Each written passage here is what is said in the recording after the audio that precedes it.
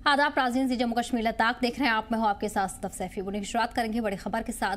Jammu Kashmir assembly का budget session लगातार जारी है। अपोजिशन का सरकार पर बड़ा इल्जाम लगाया गया है।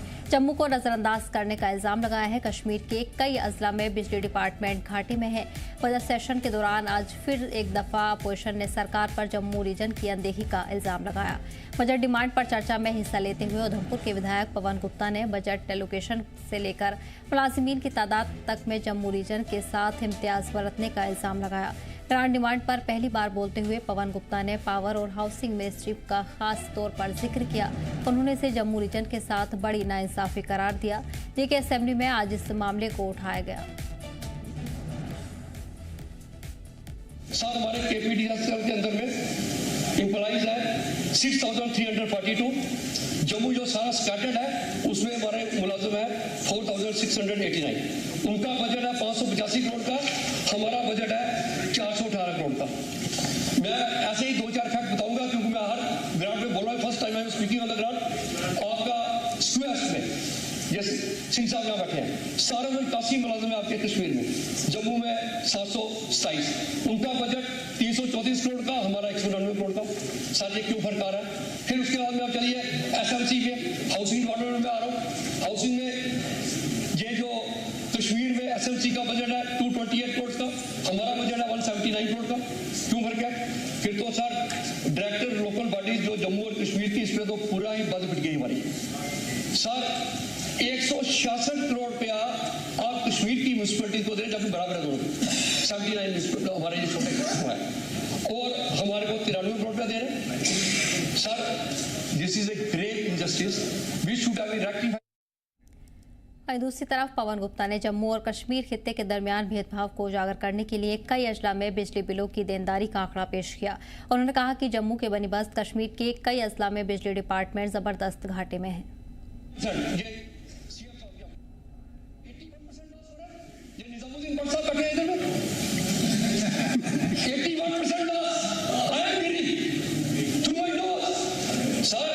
ये बडगाम में 61%, ये सीएम साहब की अपनी कॉन्स्टिट्यूंसी थी। कुपवाड़ा में 56% लॉस, शपैया में 47% लॉस। सर क्यों हो रहा है? 4300 करोड़ रुपया, 4300 crore is being consumed every year on account of this losses. Sir मैं आपसे एक रिक्वेस्ट करूंगा, अगर हम इस लॉस को 2300 करोड़ पे भी ले आते तो हर कॉन्स्टिट्यूंसी को 100 एक डिस्ट्रिक्ट को 100 करोड़ रुपया हमारा एक्स्ट्रा मिलता बजट के लिए। क्या कर सकते? रमजान के मौके पर किश्तवाड़ के डिप्टी कमिश्नर की जानिब से जारी एक ऑर्डर चर्चा में है। बादीपोरा के कांग्रेस के एमएलए निजामुद्दीन भट्ट ने ग्रांट डिमांड चर्चा के बीच पॉइंट ऑफ ऑर्डर के तहत स्पीकर का ध्यान इसकी तरफ दिलाया। डिप्टी कमिश्नर की जानिब से जारी ऑर्डर के मुताबिक रमजान के महीनों में चंदे या दान के तौर पर दी जाने वाली रकम की जाँच होगी। निजामुद्दीन भट्ट ने इस हुक्म को गैर आईनी करार देते हुए वज़ीर आला पर जोर दिया कि इस हुक्म को फौरन वापस लिया जाए। डिस्ट्रिक्ट मजिस्ट्रेट किश्तवाड़ ने ऑर्डर एक इशू किया है आज। Order is about regulation, monitoring and vigilance over the collection of donations during the Holi month of Ramzan. This is including privacy. सदका और ज़कात को स्क्रूटनी, एडमिनिस्ट्रेटिव स्क्रूटनी होती है क्या? This is absolutely unconstitutional order, ultra vires, bad in law and a provocative order. You cannot make it subject to scrutiny. इसको honourable chief minister साहब से मेरी गुजारिश रहेगी, मेरे पास कापी ऑर्डर की आज ही इशू है, मैं दे दूंगा, ये एग्जामिन करवाएं। This should be withdrawn.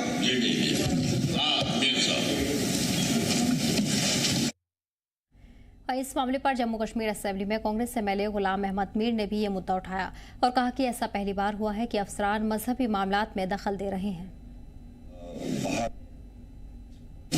सबसे पहले तो मैं इनके पॉइंट ऑफ ऑर्डर को सपोर्ट करता हूं, क्योंकि आज सुबह बाहर जो हमें न्यूज़ मिली है तो ये शॉकिंग न्यूज़ है कि रमज़ान के महीने में एक डिप्टी कमिश्नर इस तरह के चंदा कलेक्ट करने के लिए या चंदा देने के लिए बैन कर दे।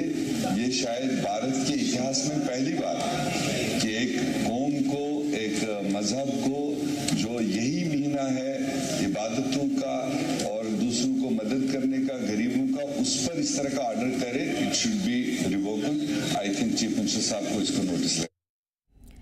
राजस्थान में कश्मीरी नौजवानों पर हुए हमले के खिलाफ जम्मू में कांग्रेस एमएलए ने असेंबली के बाहर पोस्टर लेकर एहतजाज किया। राजौरी से एमएलए इफ्तिखार अहमद ने इस मामले पर सख्त बयान दिया। उन्होंने कहा कि जिन सूबों में बीजेपी की हुकूमत है वहीं कश्मीरियों पर हमलों की वारदात सामने आ रही है और इसे सियासी एजेंडा करार दिया। साथ ही जम्मू कश्मीर सरकार से मुतालबा किया है कि जिन रियासतों में कश्मीरी काम करने वाले या तालीम हासिल करते हैं वहाँ ग्रीवेंस सेल कायम किए जाएं ताकि किसी भी वाक़ये पर फौरन कार्रवाई कर उनकी मदद की जा सके। हिमाचल में हुए हमले का जिक्र करते हुए उन्होंने कहा कि वहां के कांग्रेस वज़ीर आला ने तुरंत एक्शन लेकर साफ पैगाम दिया कि कश्मीरियों पर हमले बर्दाश्त नहीं किए जाएंगे और बाकी सूबों को भी ऐसा ही कदम उठाना चाहिए। ये पहली बार हम देख रहे हैं कोई मुख्यमंत्री जिसके पास इतने डिपार्टमेंट्स हैं और एक भी रिव्यू मीटिंग नहीं ली। ये बड़ी बदकिस्मती है गवर्नेंस की। ये समझो जिसे कहते हैं ना कि वायलेशन पराकाष्ठा है। उन्होंने कभी किसी डिपार्टमेंट को पूछा ही नहीं, डिपार्टमेंट का रिव्यू नहीं लिया, वो क्या ग्रांट्स पे बोले। अब जो ऑफिसर्स ने लिख के दिया होगा उसी को गोलमोल करेंगे, ऊपर नीचे करेंगे, शब्दों को वही बोलेंगे। अन्यथा जो मिनिस्टर होता है वो अपने डिपार्टमेंट में रोज़ाना मीटिंग्स करता है, ग्राउंड पे होता है, फील्ड में होता है और उसके बाद वो जवाब देता है। मुख्यमंत्री साहब एक ऐसे पद पे बैठे हैं जहाँ पे बहुत ज़्यादा एंगेजमेंट्स हैं, जहाँ पे बहुत ज़्यादा अपॉइंटमेंट्स हैं, जहाँ पे दिल्ली की कॉल है, जहाँ पे ग्राउंड पे है। उसके अलावा मुख्यमंत्री साहब के व्यक्तिगत बहुत ज़्यादा एंगेजमेंट्स है। इनको गुलमर्ग स्कीइंग करने जाना होता है, इनको जॉगिंग करने जाना होता है, इनको कहीं फॉरेन ट्रिप करने जाना होता है, इनको कॉफ़ी बनाने में समय लगता है। तो ये अपनी एंगेजमेंट्स है। इस सारे चलते ये 18 डिपार्टमेंट अब भगवान के भरोसे। सदन में आज कश्मीरियों पर हुए हमले का जो जिक्र है वो भी हुआ और इफ्तिखार अहमद जो कि राजौरी से विधायक है कांग्रेस के, उन्होंने ये मुद्दा उठाया। सर, हमने पहले भी देखा, चाहे उत्तराखंड हो, हिमाचल हो, अब राजस्थान में भी ये चीज़ें देखने को सामने आई हैं। कश्मीरी युवा जो है वो पढ़ रहे हैं या फिर काम कर रहे हैं, उन पर किसी न किसी तरीके से हमले हो रहे हैं और ज़्यादातर वो राज्य हैं यहाँ पर बीजेपी का इस समय शासन है। आपने हाउस में आज मुद्दा भी उठाया, सरकार की तरफ से क्या एश्योरेंस आया है और क्या लग रहा है आपको कि इसके ऊपर कुछ सरकार जो है सीरियस नज़र आ रही है? देखिए, पिछले अगर आप काफ़ी अरसे से देखेंगे कि एक मज़हब की राजनीति बड़ी हावी हो रही है और जब से भाजपा सत्ता में आई और जिन राज्यों में भाजपा की सरकार है वहाँ कश्मीरी कौम को मज़हब के नाम पर कश्मीरी युवा हो, चाहे वो कश्मीरी बिजनेसमैन हो, कश्मीरी स्टूडेंट हो, उनको बाहर हरास किया जाता है और मज़हब के नाम पर और क्षेत्र के नाम पर। आप देखें उत्तराखंड के अंदर इस तरह के वाक़यात हुए, राजस्थान के अंदर इस तरह के वाक़यात हुए, मध्य प्रदेश के अंदर इस तरह के वाक़यात हुए, दिल्ली के अंदर इस तरह के हादसात हुए। तो कल रिसेंटली राजस्थान के अंदर स्टूडेंट्स के साथ उन्होंने वहाँ के लोकल्स युवाओं ने जो एंटी सोशल एलिमेंट्स हैं उन्होंने वहाँ हरास किया गया, उनको पीटा गया। हमारा आज प्रोटेस्ट हाउस के बाहर भी था और हाउस के अंदर भी था कि सरकार इस पे एक ग्रीवेंसेस सेल बनाए सब जगहों पर, ताकि कहीं भी अगर किसी स्टूडेंट को, किसी व्यापारी को, किसी को भी परेशान किया जाता है वो उस सेल में जाकर अपनी कंप्लेंट करे और सरकार कंसर्न जो वहाँ की सरकार है वो उस पर सख्त से सख्त कार्रवाई करे ताकि उन लोगों को हरासमेंट से बचाया जा सके, क्योंकि वो भी देश के नागरिक हैं, वो भी इस देश के देशभक्त लोग हैं। उनके साथ सिर्फ इसलिए उनको आप परेशान करते हैं कि वो कश्मीर से हैं, जम्मू कश्मीर से हैं, आप इसलिए परेशान करते हैं कि वो मुसलमान हैं। तो इस तरह की जो वारदातें हैं उन पर रोक लगनी चाहिए, उन पर सख्ती से कार्रवाई होनी चाहिए। एक आपके भी, क्योंकि कांग्रेस का शासन है हिमाचल में, वहाँ पे भी हुआ था, वहाँ पे मल्टीपल 2-3 मामले देखने को सामने आए थे, लेकिन उसके बाद कुछ ना कुछ कंट्रोल करने की वहाँ की सरकार ने कोशिश की है। आपको लग रहा है वैसा ही बाकी भी जगह होना चाहिए? देखिए, हिमाचल के अंदर भी हुआ था, लेकिन वहाँ के मुख्यमंत्री ने इमीडिएटली उस पर कार्रवाई की। और देखिए, वारदात अगर होती है तो सरकार उसमें, सरकार कब क्वेश्चन मार्क सरकार पे आता है जब anti national, anti social element इस तरह की हादसात करते हैं और उन पे कार्रवाई नहीं होती और फिर लोगों का हौसला बढ़ता है। अगर आप सरकार सख्ती से कार्रवाई करे जैसे हिमाचल प्रदेश में हुआ तो ऐसे हादसा फिर आगे नहीं होंगे। तो उत्तराखंड में जिस तरह आपने देखा तो हमारे बहुत सारे बच्चे बाहर पढ़ते हैं। हमारे एक तरफ भाजपा कहती है एक भारत श्रेष्ठ भारत और दूसरी तरफ उनका दोहरा मापदंड होता है कि जात और मजहब के नाम पर लोगों को परेशान किया जाता है और सरकारी तंत्र चुप रहता है। तो मैं उनसे कहूँगा कि ये देश सबका है, आप प्रधानमंत्री सबके हैं, आप मुख्यमंत्री सबके हैं, आपको इस तरह की कोई भी इंसिडेंट है उस पर सख्ती से कार्रवाई करनी चाहिए। धन्यवाद सर बात करने के लिए। साफ तौर पर जिस तरह से कश्मीर पे हमले हो रहे हैं इसको लेकर आज सदन में जो है सवाल भी उठाया गया है और कांग्रेस के विधायक ने इसको लेकर सरकार से कहा है कि वो हर राज्य में जो है ग्रीवेंस सेल बनाए जहां पर कश्मीरी जाकर काम करते हैं या फिर रोजगार करते हैं। जी मीडिया के लिए जम्मू से ख्वाहिश पटियार की रिपोर्ट। इस पर ज्यादा जानकारी के साथ हमारे नुमाइंदे ख्वाहिश जुड़ गए हैं। ख्वाहिश, कश्मीरी नौजवानों पर हमले का मामला भी उठाया गया है, कांग्रेस की तरफ से एहतजाज भी आज देखने को मिला। क्या कुछ रुख इसका सरकार पर मामले को देखने को मिला है, क्योंकि ग्रीवेंस सेल कायम करने की भी मांग की गई है?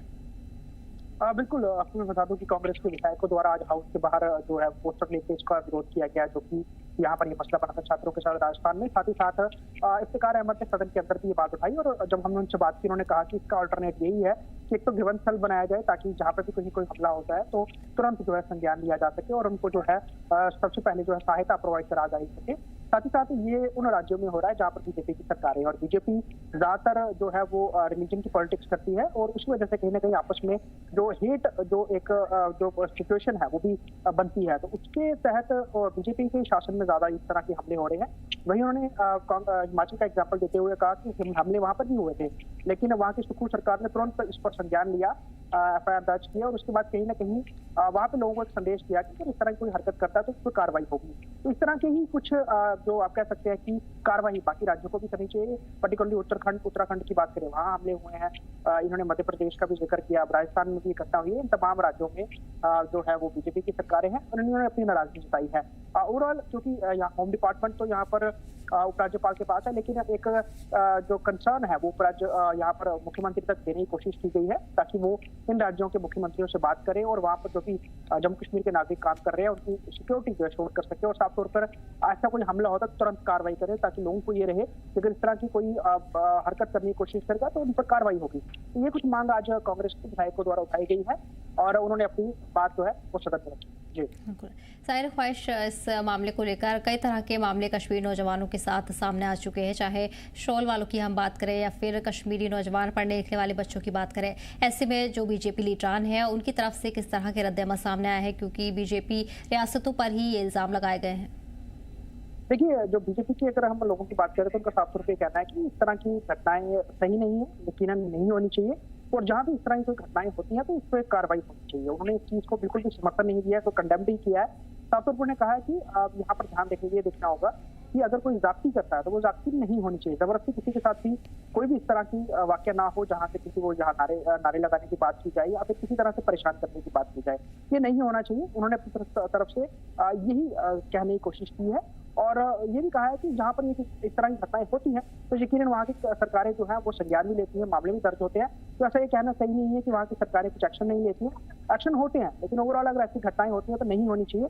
बीजेपी के विधायकों को ये कहना था। जी भाई, साथ ये भी जानना चाहेंगे इसके अलावा और किन मामलों को आज खासतौर पर असेंबली में उठाया गया है लीडरान की तरफ से?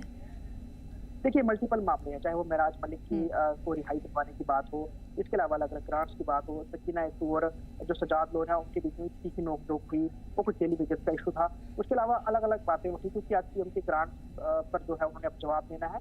तो कंसर्न उनके पास 18 विभाग हैं और उनके विभागों से जुड़े हुए सवाल जो है या फिर जो खदशात हैं वो विधायकों द्वारा उठाए गए। तो उसपे जो है कहीं आपस में तंज भी हुए बीजेपी और एनसी के बीच में, वहीं कांग्रेस भी थी, पीडीपी भी थी, सबके विधायकों ने मोस्टली अपनी अपनी बात कही है। ओवरऑल सदन अभी जो है फिलहाल ब्रेक चल रहा है, लेकिन उसके बाद जो है ब्रेक के बाद दोबारा हाउस शुरू होगा। लेकिन कई सारे विषय यहाँ पर उठे हैं, चाहे टूरिज्म का मुद्दा हो, रोजगार का मुद्दा हो, बिजली पानी का मुद्दा हो, सभी उठे हैं यहाँ पर और सदन में जो है वो लोगों की मुद्दे हैं वो अलग अलग विधायक उठाते हुए नजर दिया। जी बिल्कुल ठीक है ख्वाहिश, तो जानकारी के लिए बहुत बहुत शुक्रिया। बढ़ेंगे आगे। वहीं दोरू से कांग्रेस विधायक गुलाम अहमद मीर ने चर्चा के दौरान कश्मीरी पंडितों को मिलने वाली माहाना इमदाद का मुद्दा उठाते हुए सरकार से इस जानिब तवज्जो देने की अपील की है। साकिब के पीसीसी सदर ने सरकार के इस सोच की हिमायत की जिसमें पहले से चल रहे इदारों को मजबूत और उनकी कारकर्दगी को बेहतर करने का आज़म है। इसके अलावा गुलाम अहमद मीर ने रेवेन्यू महकमे में तहसीलदार और पटवारियों की कमी दूर करने के साथ साथ अपने हल्के दोरू में मिनी सेक्रेटरी की भी मांग की है। सालों में दुनिया भर की महंगाई बढ़ गई, हर चीज में बढ़ गया, मगर उनके उस 11,000 उस रिलीफ को आज तक रिव्यू नहीं हुआ, जबकि भारत सरकार दे रहा है। मगर भारत सरकार ने भी रिव्यू नहीं लिया, गवर्नर एडमिनिस्ट्रेशन ने रिव्यू नहीं लिया। PMAY 1, PMAY 2 और अब PMAY 3 की मतलब इस वक्त सर्वेज हो रही है, मगर आज तक ये क्लियर नहीं है हमारे शहरों में, छोटे शहरों में, कि ये PMAY में किस आदमी को ये बेनिफिट मिला। वो एक एक्सपेंशन अपग्रेडेशन नहीं करेंगे जब तक हम एग्जिस्टिंग सिस्टम को थोड़ा सा बेहतर बनाएंगे। गुड चीज, वो समाज में भी बात गई, थोड़ा हमें भी राहत मिला।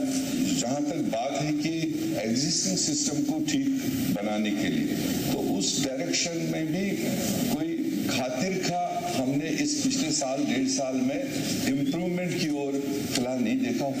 मैंने एक मिनी सेक्रेटरीट की बात उठाई थी मेरे अपने एरिया में, तो ऑनरेबल चीफ मिनिस्टर साहब ने कहा था कि ऐसे शुरुआत तो बहुत जगहों पर की गई, मगर कोई एडमिनिस्ट्रेटिव अप्रूवल नहीं थी, फंड्स नहीं थे। हकीकत यही कि एडमिनिस्ट्रेटिव अप्रूवल भी नहीं था, फंडिंग भी नहीं था, पर लोगों के साथ मजाक करके एक प्लिंथ वहां पर छोड़ दिया था। अब अगर वो नहीं पूरा कर पाए, हम चाहते हैं कि उमर साहब की क़यादत में ये चीज आगे बरपाई हो। एमएलए और पीडीपी लीडर वहीदुर रहमान पर्रा ने जम्मू कश्मीर के कई अहम मामलों पर खुलकर अपनी बात रखी। जम्मू कश्मीर लद्दाख से खास बातचीत में उन्होंने क्या कुछ कहा, आइए देखते हैं। वाहिद पर्रा हमारे साथ हैं। वाहिद साहब, हमने देखा कि राजस्थान में स्टूडेंट्स पे एक बार फिर से जो है हमला हुआ है, इसको लेकर नाराज़गी भी नज़र आ रही है। कंटिन्यूस अटैक्स हो रहे हैं कश्मीरियों के ऊपर, जो कि भारत के अलग अलग हिस्सों में, चाहे वो पढ़ रहे हैं या फिर नौकरियां कर रहे हैं। कैसे देखते हैं और क्यों कंट्रोल नहीं? कश्मीरी स्टूडेंट्स में वैसे इनसिक्योरिटी पूरे मुल्क में हेट क्राइम्स बढ़ रहे हैं। Unfortunately it is becoming fashion now. Government should take steps और सेंट्रल गवर्नमेंट को, यूनियन होम मिनिस्ट्री को एडवाइजरी इशू करनी चाहिए हर जगह, और स्टूडेंट्स को प्रोटेक्ट भी करना चाहिए। और जो हेट क्राइम्स बढ़ रहे हैं इसके खिलाफ कार्रवाई होनी चाहिए। दूसरा, जो डीसी किश्तवाड़ ने ऑर्डर दिया है, बहुत ही अनफॉर्चुनेट ऑर्डर है, और ऐसे ऑर्डर किसी भी मज़हब के खिलाफ नहीं आने चाहिए। ये जो ज़कात है, सदका है, आज रमज़ान का पहला दिन है, आप सदक़े में मुदाखलत करते हैं, ज़कात में। It's the money which goes on charity और गरीबों पे लगता है। तो सिलेक्टिवली एक डिस्ट्रिक्ट ने मतलब पोलराइज किया माहौल को और एक ऐसा ऑर्डर इशू किया जिससे उनको पता है कि कम्युनल टेंशन्स बढ़ेंगे और मुसलमानों की चैरिटी पे आप इंटरफेरेंस करते, ये पैसा गरीबों के पास जाता है, और आपको इस चीज़ को बढ़ावा देना चाहिए, ना कि इसको मजहबी नज़र से देखना चाहिए। सीएम आज ग्रांट्स पे बोलने वाले हैं, 18 डिपार्टमेंट उनके पास। आपको लग रहा है कि सीएम ने इतने ज़्यादा डिपार्टमेंट अपने पास नहीं रखने चाहिए? कैसे होना चाहिए? इट्स अ स्मॉल गवर्नमेंट और लिमिटेड सी गवर्नमेंट है, एक्सपेंशन होना चाहिए, और ऐसे महकमों को कोई भी पॉसिबल ही नहीं है ह्यूमनली आप चला सकते हैं। शुक्रिया। तो साफ तौर पर यहाँ पर वाहिदुर रहमान पर्रा का यही कहना था कि जो यहाँ पर जिस तरह से मुस्लिम्स को टारगेट किया जा रहा है वो बिल्कुल सही नहीं है, और दूसरा एक्सपेंशन होना चाहिए। जो चीफ मिनिस्टर के पास 18 विभाग हैं उनको कम करना चाहिए, ताकि उन पर इतना बर्डन भी नहीं रहे, और जो डिपार्टमेंट्स हैं उनको प्रॉपरली जो है उनको एक जस्टिस जो है वो मिल सके। जी मीडिया के लिए जम्मू से कॉइश पटार। डिविजनल कमिश्नर कश्मीर अंशुल गर्ग ने गुलमर्ग में 6 खेलो इंडिया विंटर गेम्स के कामयाब इवेंट्स की तैयारियों का जायजा लिया है। मीटिंग में Baramulla deputy commissioner, commissioner SMC, SSP traffic Srinagar, SSP security, SSP traffic rural, JK sports council के सेक्रेटरी, सीईओ और कई दीगर अफसर मौजूद रहे। वहीं मीटिंग की शुरुआत जम्मू कश्मीर स्पोर्ट्स काउंसिल के सेक्रेटरी के प्रेजेंटेशन से हुई, जिसमें पार्टिसिपेंट्स की तादाद, वीआईपी अटेंडेंस, तय इवेंट्स रहने की जगह, ट्रांसपोर्टेशन प्लान, कल्चरल प्रोग्राम और प्रमोशनल एक्टिविटीज़ को तफसीली से बताया गया। इसके बाद डिविजनल कमिश्नर ने एयरपोर्ट से पार्टिसिपेंट के इस्तकबाल, गुलमर्ग तक ट्रांसपोर्टेशन, रहने की सहूलियत, बिजली, पानी, सफाई, मोबाइल नेटवर्क और हेल्थ केयर सर्विस का रिव्यू किया। डिविजनल कमिश्नर ने सभी महकमे के बीच बिना रुकावट के तालमेल और जवाबदेही पर जोर दिया। इसके लिए उन्होंने नोडल ऑफिसर्स के अपॉइंटमेंट को लेकर भी खास बात की। साथ ही उन्होंने चीफ मेडिकल ऑफिसर को ECG machine, medical team, critical care ambulance की दस्तियाबी को यकीनी बनाने की भी हिदायत दी है। इस वक्त हम मौजूद हैं नॉर्थ कश्मीर बारामूला के गेटवे ऑफ गुलमर्ग टंगमर्ग में। तो आपको बताते चले कि 6th खेलो इंडिया विंटर गेम्स का जो 6वां एडिशन इस वक्त यहाँ पर गुलमर्ग में 23 तारीख से होने जा रहा है, तो उस हवाले से यहाँ पर सिक्योरिटी के इंतजाम जो है वो बिल्कुल टाइट किए हैं। जितने भी लोग यहाँ पर गुलमर्ग की ओर रुख कर रहे हैं, चाहे वो टूरिस्ट हो या लोकल्स हो, बाज़ाब्ता चेकिंग की जाती है। यहाँ पर गुलमर्ग में अब 6th खेलो इंडिया का विंटर गेम्स जो होने वाले हैं, उस हवाले से लगातार चेकिंग की जा रही है। और आपको पता चले कि कल यहाँ पर IGP कश्मीर ने गुलमर्ग में तमाम इंडियन आर्मी के ऑफिसर्स हो या जम्मू कश्मीर पुलिस के ऑफिसर्स या सिविल ऑफिसर्स है, उनके साथ सिक्योरिटी मीटिंग की। और यहाँ पर अब जो खेलो इंडिया स्टार्ट होने वाले हैं, उस हवाले से यहाँ पर खेलो इंडिया को अच्छी तरह से अंजाम दिया जाए, उस हवाले से सिक्योरिटी के काफ़ी अच्छे इंतजाम किए गए हैं। आप बने रहे जी जम्मू कश्मीर लद्दाख के साथ में, आपका मेज़बान गौहर मलिक। इंडियन आर्मी ने शोपियां में एक बेदारी प्रोग्राम का इनेकाद किया, जिसका मकसद मकामी नौजवानों को कमीशनड ऑफिसर के तौर पर फौज में शामिल होने के मौके से आगाह करना था। ये प्रोग्राम 44 राष्ट्रीय राइफल्स की जानिब से मुनाकिद किया गया। अफसरान ने NDA, CDS, टेक्निकल एंट्री समेत मुख्तलिफ एंट्री रास्तों, अहलियत, सिलेक्शन प्रोसेस और ट्रेनिंग के बारे में तफसीली मालूमात दी है। उन्होंने नौजवानों को डिसिप्लिन, लीडरशिप और जिस्मानी फिटनेस पर तवज्जो देने की नसीहत की। वहीं अफसरान ने कहा कि लगन, तालीमी तैयारी और मजबूत किरदार कामयाबी की कुंजी है। उन्होंने फौजी करियर के फायदे को उजागर किया। नौजवानों ने इस प्रोग्राम को काबिल तारीफ बताया और फौज का शुक्रिया अदा किया। लोग यहाँ पे आज एंकर्स हैं और हम लोग यहाँ पे बहुत ज़्यादा इंस्पायर हो गए। मेरी जो एम है, I want to pursue a career in medicine. और यहाँ पे एक फ़ीमेल गेस्ट आई है जो कि डॉक्टर है और जिसने इंडियन जो डिफेंस फोर्सेस है उसमें भी पार्ट उसने लिया है, और मैं उससे बहुत ज़्यादा इंस्पायर हो गई। और यहाँ पे हम लोग को बहुत ज़्यादा इन्फॉर्मेशन गेन हुई। लाइक उन्होंने हमें NDA यानी नेशनल डिफेंस एकेडमी जो कि महाराष्ट्र पुणे में है, उसके बारे में हम लोगों को उन्होंने मालूमात दी और हम लोगों को बहुत ज़्यादा इन्फॉर्मेशन जो है वो गेन हुई वहाँ से। अगर ऐसी अपॉर्चुनिटी मिली तो हम ज़रूर ज्वाइन करेंगे। इसलिए हम लोग ये ऑथ लेते हैं कि हम लोग कंट्री को आगे जाके सर्व करेंगे, हम लोग अपनी नेशन को प्रोटेक्ट करेंगे। जितना ज़्यादा हो सके हम लोग अपने नेशन को जो है वो प्रोटेक्ट करेंगे, महफूज रखेंगे। आज हम इधर इस प्रोग्राम में आए और ट्रूली हम बहुत ज़्यादा मोटिवेट हो रहे हैं, क्योंकि जो यहाँ पे चीफ गेस्ट है इन लोगों ने हमें बहुत इंस्पायर किया एंड मोटिवेट भी किया। और आपने कहा कि आप क्या करना चाहते हैं, आप इंडिया का हिस्सा बनना चाहते हैं। जी, जब मैं बड़ी हो जाऊंगी तो इंशाल्लाह मैं बनूंगी इसका हिस्सा, और मुझे करना है मैं एक इंडियन ऑफिसर बनूंगी, IAS कर सकती हूँ, फिर आगे बहुत सारे ऑप्शन। कश्मीर बहुत बदल रहा है, जैसे कि डेवलप हो रहा है। पहले यहाँ पे ऐसे रोड्स नहीं थे, ब्रिज नहीं थे। गवर्नमेंट बहुत ज़्यादा काम कर रही है and we truly appreciate this है। और जो हमें आज अंदर बोला गया, सबसे पहले हमें लगा था आज तक कि सिर्फ नीट ही है और हर एक नीट की तरफ ही भाग रहा था, लेकिन यहाँ आकर हमारा जो माइंड सेटअप है वो सारा चेंज हो गया। क्योंकि हमने देखा कि इंडिया में बहुत सारे फील्ड्स है, जैसे कि UPSC हम देंगे और जो मैं स्पेशली अपनी बात करूंगी, और मुझे एक ऑफिसर बनना है और कश्मीर को पूरी तरीके से बदलना है और इंडिया का नाम रोशन करना है, और हमें प्राउड हो रहा है कि हम इंडिया से हैं। गाइड किया गया है, जैसे कि 12th के बाद हम एग्ज़ाम देंगे और बहुत सारी चीज़ें हमें बताई गई अंदर। वोटर बेदारी और मजबूत जमहूरियत के मकसद से जिला इंतजामिया रामबन ने आज फ्लैगशिप स्वीप मुहिम के तहत एक मेगा अवेयरनेस प्रोग्राम का इनेकाद किया। इस प्रोग्राम में चीफ गेस्ट के तौर पर संजीव वर्मा, चीफ इलेक्शन अफसर जम्मू कश्मीर मौजूद रहे, जबकि प्रोग्राम की सदारत जिला इलेक्शन अफसर मोहम्मद अलियास खान ने की। अपने खिताब में CEO ने जिला इंतजामिया से लगभग 90% SIR कवरेज हासिल करने पर मुबारकबाद दी और जल्द 100% का हद हासिल करने का अहमत दिया। वहीं उन्होंने नौजवानों से बढ़ चढ़कर चुनावी अमल में हिस्सा लेने की अपील की। प्रोग्राम में मतदाता शपथ, डिबेट, प्रेजेंटेशन, नुक्कड़ नाटक और कल्चर पेशकश के जरिए वोटर अवेयरनेस का पैगाम दिया गया। पहली बार वोट देने वाले नौजवानों, ख्वातीन और दिव्यांग वोटर्स को खास तौर पर मोटिवेट किया गया। जो स्वीप का प्रोग्राम जो है, हमारी जमहूरियत जो हमारी सबसे बड़ी नियामत है हमें जो मिली है, और उसमें जो वोटर जो है सर्वोपरि है, वो मरकजी रोल है वोटर का। और स्वीप की एक्टिविटीज जो है वो वोटर अवेयरनेस उसका सेंट्रल थीम है। तो ये सिलसिलेवार इसका जो एक किए जाते हैं प्रोग्राम हर जगह पे। तो आज हमने रामबन जिला में जो DC साहब ने एक पहल की, उनकी सारी टीम ने, कि ये प्रोग्राम रामबन जिले में किया जाए। हालांकि ये पंचायत, विलेज लेवल और स्कूल और कॉलेज लेवल पे भी प्रोग्राम्स होते हैं, लेकिन बहुत बड़ी पहल की इलेक्शन कमीशन की डायरेक्शन पे यहाँ के DO इलियास खान साहब ने और उनकी पूरी टीम ने। तो अभी जो यंग वोटर्स हैं उनको खासकर एजुकेट किया जाए। पहले तो अपना वोट बनाएं, क्योंकि वोट तभी डालेंगे जब वोट बनाएंगे। बहुत सारे लोग वोट डालने जाते, वोट नहीं मिलता क्योंकि वो अपने वक्त पे अपना वोट नहीं बनाते, डिस्पाइट कि उनको जानकारी दी जाती है। तो सबको पहले जरूरी है कि अपना वोट बनाएं।